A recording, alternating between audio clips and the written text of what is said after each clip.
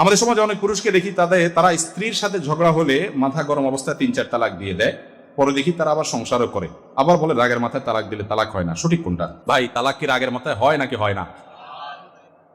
তালাক কি মহব্বত করতে করতে ভালোবাসার চোটে বলে দেয় তোমাকে আমি ওগো 1 2 3 4 5 তালাক দিয়ে দিলাম, কেউ বলে? আরে ভাই তালাক তো হয়ই রাগে, তালাক তো হয়ই রাগে। যদি রাগের মাথায় তালাক না হয় তাহলে দুনিয়াতে কোনো তালাকই, হ্যাঁ রাগের মাথায় তালাক হয় না। মানে হলো যদি এরকম রাগ হয়, রাগের চোটে আপনার সেন্স নষ্ট হয়ে গেছে, আপনি জানেন না কি বলছেন, এইরকম যদি হয়ে যায়, আপনি কি বলছেন মুখ দিয়ে বাইরে জানেন না, অন্যরা বলতেছে তুমি রাগের চোটে বলে ফেলছো, এরকম যদি হয়ে যায়, কি বলছে সে জানে না, তার এরাদাও ছিল না, ওই রাগের ওই লেভেলে চলে গেলে সে তো পাগলের মতো হয়ে গেছে, তারটা মাফ, তালাক হবে না। কিন্তু আপনি জানেন কি বলছেন, এরপরে বলছেন না আমি রাগ করে বলছিলাম। তালাক এমন একটা জিনিস, আমি বিভিন্ন জায়গায় অনুরোধ করি, আজকেও বলছি, যারা এখনো বিবাহ করেন না তারা একটু শুনেন ভালো করে, যারা বিবাহ করেছে তারাও শুনেন। আল্লাহর ওয়াস্তে দাম্পত্য জীবনে স্বামী স্ত্রীর মধ্যে যত ঝামেলা হোক, যত গন্ডগোল হোক, যত বুঝের অমিল হোক, আর যা করেন না করেন, খবরদার তালাকের কথাটা মুখের বাহির করবেন না। সালাতুন জিদ্দুহুন্না জিদ্দুন ওয়া হাজলুহুন্না জিদ্দুন, নবীজি বলেছেন 3টি কাজ দুষ্টমি করে হেসে হেসে করলেও হয়ে যায়, সিরিয়াসলি করলেও হয়ে যায়, তার মধ্যে একটা হলো তালাক। শয়তান সবচেয়ে বেশি খুশি হয় তালাকে। তালাক এটা যদি আপনি একবার মুখে দিয়ে ফেলেন, এরপরে যদি দুনিয়ার সমস্ত আলেমদের কাছে ঘুরে বেড়ান, তালাক হয়ে যাওয়ার মতো যদি একবার বলে ফেলেন, এরপরে বলেন হুজুর আমি সরি, তালাকটা এটা হয় না, এটাকে বাতিল ঘোষণা দেন, দুনিয়ার সমস্ত হুজুর মিলেও বাতিল ঘোষণা দিতে পারবে? আমার জীবনে কত তালাকের মাসআলা দিতে গিয়ে যে চোখের পানি এসেছে সেটা বলার মতো না। অনেক দেখেছি যুবক, কি সুন্দর যুবক, জুমার পরে দাঁড়িয়ে আছে হুজুর মাসআলার জন্য, অনেক কষ্টে আসছে সাক্ষাৎ করতে। বিস্তারিত শোনার পরে বললাম ভাই তালাক তো যেই পরিমাণ দিছেন সারা জীবনে, তাতে সম্পর্ক বহুত আগেই শেষ, আর ঘর করতে পারবেন না। তখন চোখ দিয়ে পানি ছেড়ে দেয় যুবক, ছল ছল করে, হুজুর কোনো উপায় নাই। না ভাই কোনো উপায় নেই হুজুর, আমি তো লজ্জিত, তওবা করছি। ভাই তওবা করে লাভ নেই, আপনি একটা ছুরি নিয়ে আমার বুকে মেরে দিলেন, আমার প্রাণ বের হয়ে গেল, এরপরে আপনি যদি জিহ্বা কামড় দিয়ে বলেন ও সরি আমার তো ভুল হয়ে গেছে, আমি কি জীবিত হব? তালাকটা এরকম। করজোর করে বলি আপনাদের, আল্লাহর ওয়াস্তে স্বামী স্ত্রীর ঝগড়া হোক, গন্ডগোল হোক, পারলে 2টা ধাক্কা দেন, অন্য আর 2-4টা কিছু করেন, সীমা লঙ্ঘন করেন না, জুলুম করেন না, মানে রাগের মুহূর্তে একটা ধাক্কা দেন, অন্য একটা বকা দেন, বৈধ বকা দেন, খবরদার তালাকের কথা বলিয়েন না ভাই। এটা যদি আপনি বলে ফেলেন, ঠেকানোর কোনো ক্ষমতা নেই, হয়ে যাবে। এটা রাগের মাথায় মানুষ তালাক দেয় ঠিক আছে, কিন্তু এইভাবে না। আপনি যদি দেখেন যে আপনার এই মহিলার সাথে ঘর করা যাচ্ছে না, আপনার স্বামীর সাথে চলছে না, কোনোভাবে বনিবনা হচ্ছে না, আপনার তখন সিদ্ধান্ত কি জানেন? ইসলাম তালাককে কত সুন্দর সিস্টেমের মধ্যে আনছে। আল্লাহ বলেছেন তোমার বনিবনা হচ্ছে না, স্টেপ নাম্বার 1, প্রথম কাজ কি? তুমি তাকে বুঝাও, দেখো এরকম করো, এরকম করিও না, এরকম বলিও না, এই টাইম এটা বলিও না। প্রথম বুঝাও, বুঝে কাজ হচ্ছে না, শাসনে চলে যাও। কি শাসনে যাবা? তোমরা বিছানা পৃথক করো, ওয়াহজুরুহুন্না ফিল মাদাজি, রাগ করে বাসার বাইরে চলে যাও, অন্য বাসায় শুয়ে থাকো, অন্য রুমে শুয়ে থাকো, তার সাথে অভিমান করো, দেখো সে সংশোধন হয় কিনা, তোমার দুঃখটা বুঝে কিনা। তাতেও যদি কাজ না হয়, তাহলে ফাবাসু হাকামান মিন আহলিহি ওয়া হাকামান মিন আহলিহা। তালাক দেওয়ার আগে স্টেপ নম্বর 3, উভয় পরিবারের মুরব্বীদেরকে জানাও যে মুরব্বীরা আমরা দুজনে বহু চেষ্টা করছি, কোনো সমাধানে আসছি না, আমাদের মধ্যে বনিবনা হচ্ছে না, আপনারা একটু বসেন। তাদেরকে দিয়ে, বুদ্ধিমান মাথাওয়ালা কিছু মুরব্বীকে দিয়ে একটু বসে মীমাংসা করার চেষ্টা করেন।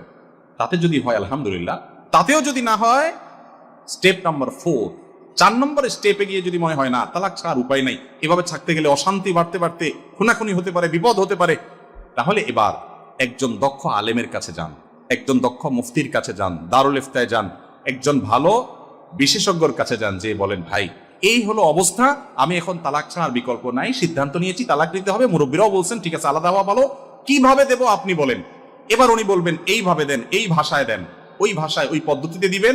এরপরে ছুটাছুটি ছাড়াছাড়ি হয়ে গেল, 2 বছর 5 বছর 10 বছর পরেও আবার কখনো আপনার ভিতরে অনুশোচনা হয়েছে, না রে লোকটা ভালো ছিল, হয়তো 2-4টা জিনিস খারাপ ছিল, আমরা একসাথে থাকতে পারলে ভালো হইতো, এর চেয়ে ভালো তো আর পেলাম না, বরং ফিরে গেলে ভালো হইতো।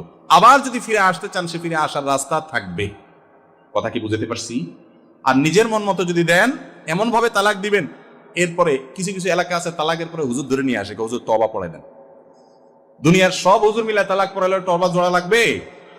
একজনকে খুন করে ফেলছে, খুনিরে যদি তওবা পড়ায় একেবারে ওরে ফেরেশতা বানায় ফেলায়, ওই মরা লোকটা জিন্দা হবে কোনোদিন?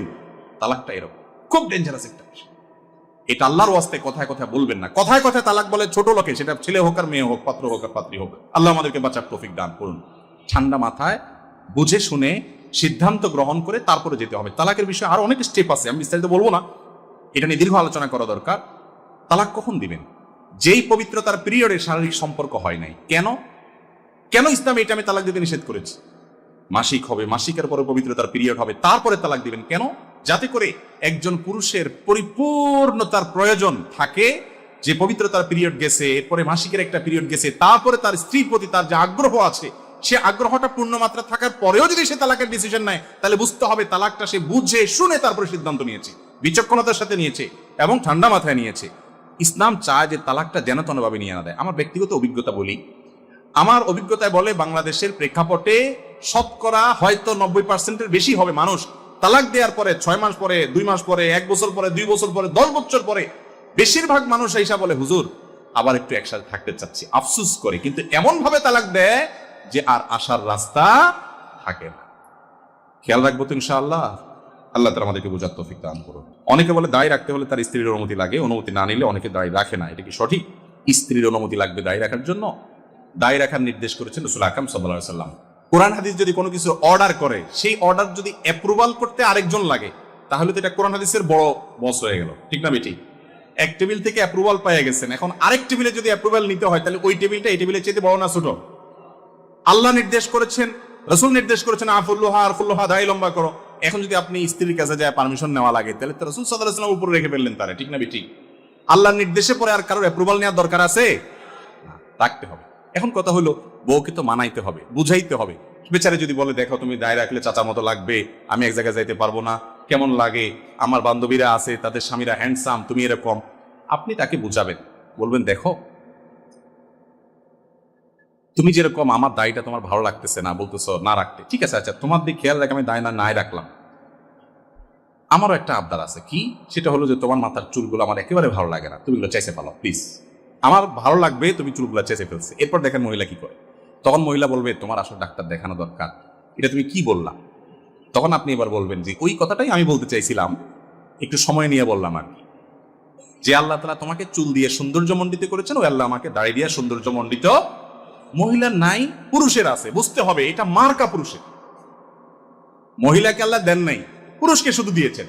আর তো সবকিছুই প্রায় এক, মোচার দাড়ি ছাড়া সবকিছুই, নখ, অন্যান্য লোম পশম সব এক, কিন্তু এই জায়গায় আল্লাহ পুরুষকে দিয়েছেন। রাখার জন্য হিম্মত করতে হবে। আল্লাহ আমাদেরকে তৌফিক দান করুন। খোলাসা কথা হলো, স্ত্রীর পারমিশন নেওয়া এখনো জরুরি না। আল্লাহ নির্দেশ দিয়েছেন রাখবেন, তবে হ্যাঁ দাম্পত্য জীবনে এক অন্যকে বুঝাই নেবেন। আমি যে পলিসি বলেছি হুবহু ওইটা আবার অ্যাপ্লাই করতে গিয়ে মাইদুর খায়েন না।